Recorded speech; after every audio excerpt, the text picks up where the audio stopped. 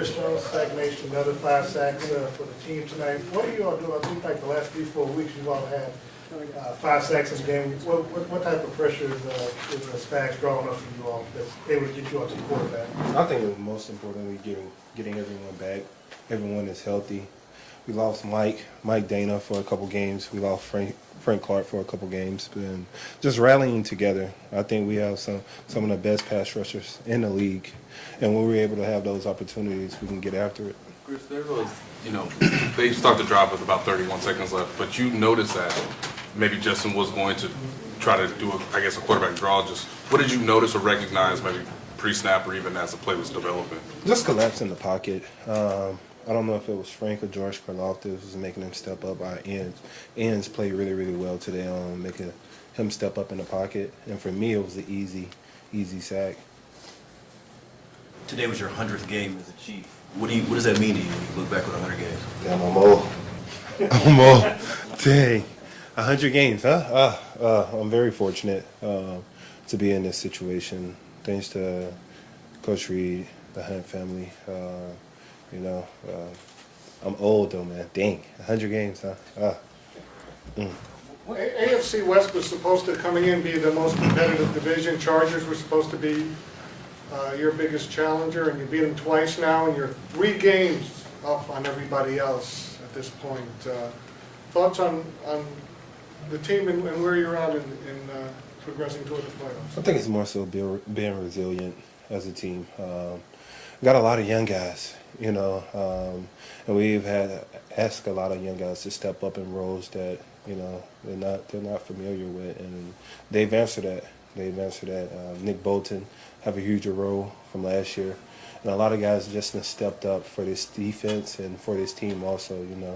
And we've been very fortunate with that. Everyone is healthy so far, so knock on wood, and we're just gonna keep on driving. Chris, it's the other side of the ball, and you've spoken about this before. I just wonder, a night like tonight, how much it reinforces your appreciation of Patrick and Travis and what they're able to do together. Yeah, it's special. The chemistry those guys have. I wasn't here last year to enjoy that moment where T. Kelsey scored it in for 30, 35 yards. But this year I was here to enjoy it and appreciate that moment.